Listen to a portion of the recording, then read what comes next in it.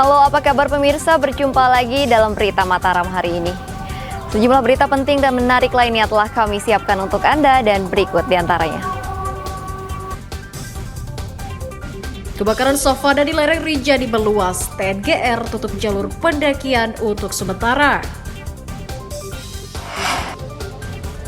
3 pemuda di Mataram diringkus polisi karena menganiaya 2 orang pemotor. Cegah abrasi, warga pecinta lingkungan di Lombok Barat menanam ratusan bakau dan melepas tukik di pantai Cemara. Bersama saya Rahayu Japar, inilah Berita Mataram selengkapnya.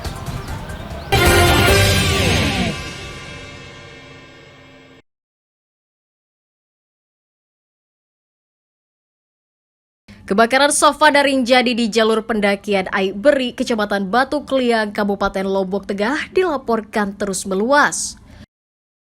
Petugas Balai Taman Nasional Gunung Rinjani mencatat area kebakaran savana telah mencapai 135 hektar dengan ditemukannya sejumlah titik api baru. Tim gabungan yang turun ke lokasi terus berupaya memadamkan api dan melakukan penyekatan agar kebakaran tidak semakin meluas.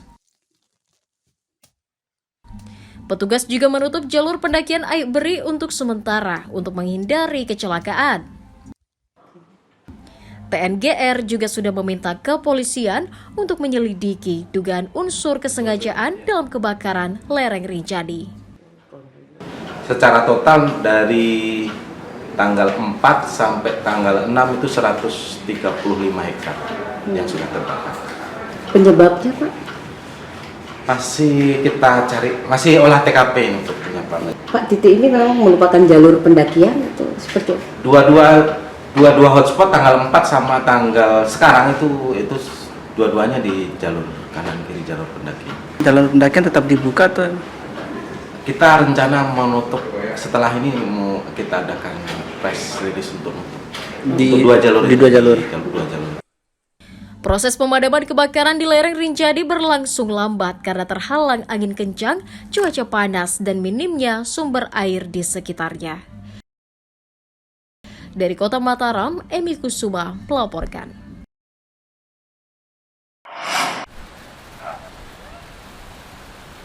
Musim kemarau panjang di Kabupaten Lombok Tengah menyebabkan pelayanan air bersih di sejumlah kecamatan tersendat. Hal itu disebabkan menurunnya debit air bersih yang menurun hingga 20% di sejumlah mata air alam yang dikelola pemerintah daerah.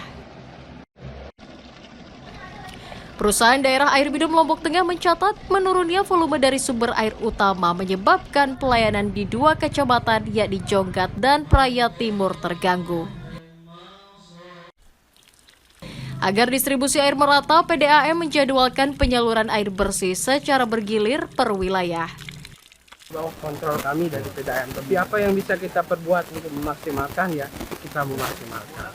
Itulah harapannya ke depan. Kenapa saya terus berupaya agar ada penambahan sumber baru ini ya terkait dengan Celorong dan Biru ini sudah karena pertumbuhan penduduk kita yang terus meningkat infrastruktur, tapi sumber air kita itu aja, apalagi menghadapi musim kemarau seperti ini.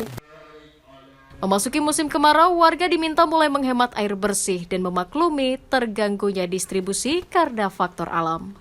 Lukmanul Hakim melaporkan dari Kabupaten Lombok Tengah.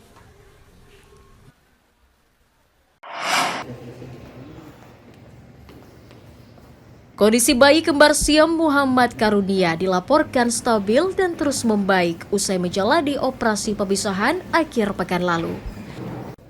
Bayi 8 bulan putra pasangan Sri Nurul Hidayati dan Sri Gede Jayadi asal Desa Suwangi Timur, Kecamatan Sakra, Lombok Timur, kini masih berada di ruang perawatan khusus. Pemantauan kondisi kesehatan Muhammad Karunia juga masih terus dilakukan selama 24 jam oleh tim medis.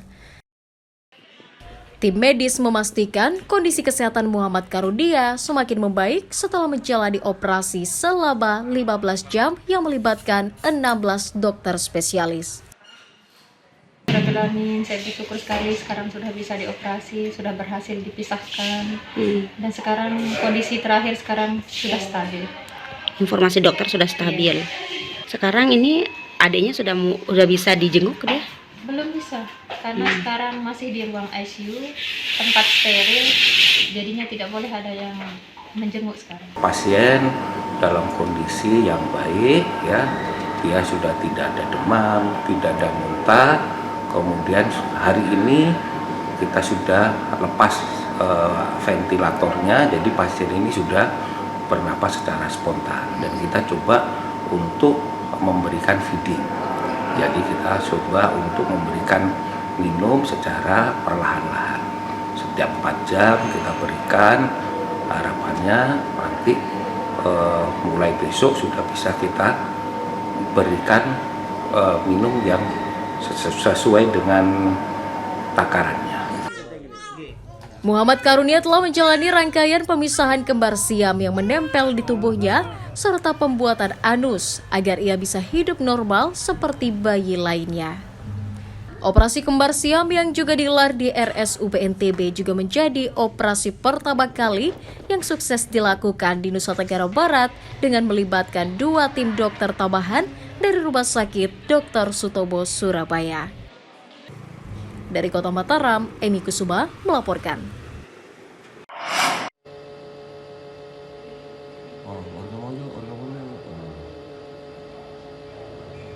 Tiga pemuda berinisial DT, AS, dan MM diringkus Satuan Reserse Kriminal Polresta Mataram karena diduga menganiaya 2 orang pemotor di Jalan Ade Irma Surya di Mataram. Polisi menangkap ketiga tersangka karena aksi penganiayaan yang dilakukan kepada korban berinisial HS dan AH terekam kamera pengawas. Akibat penganiayaan, 2 korban terluka di lengan dan wajah akibat pukulan para tersangka. Keributan tersebut bermula karena salah paham saat mereka keluar dari salah satu tempat hiburan yang berujung pemukulan. Tidak terima dipukul, 2 korban mengejar 3 tersangka hingga ke Jalan Ade Irma Suryadi, Kelurahan Karangtaliwang, hingga pelaku pemukulan terjatuh. Karena pelaku pemukulan berteriak meminta tolong, warga kemudian berhamburan keluar rumah dan sempat terjadi ketegangan karena salah paham.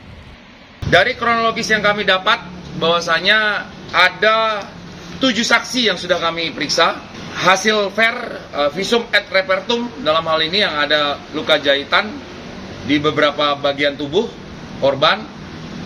Dari keterangan 7 saksi mengarah kepada 3 terduga dalam hal ini. Bahwasanya ini permasalahan pribadi ya, bukan permasalahan kelompok atau masyarakat atau kampung. Agar tidak menimbulkan konflik lanjutan, polisi memediasi kedua pihak agar kasus perkelahian tersebut diselesaikan secara kekeluargaan dengan saling memaafkan agar tidak ada proses hukum atau restoratif justice. Awaludin dari Kota Mataram melaporkan.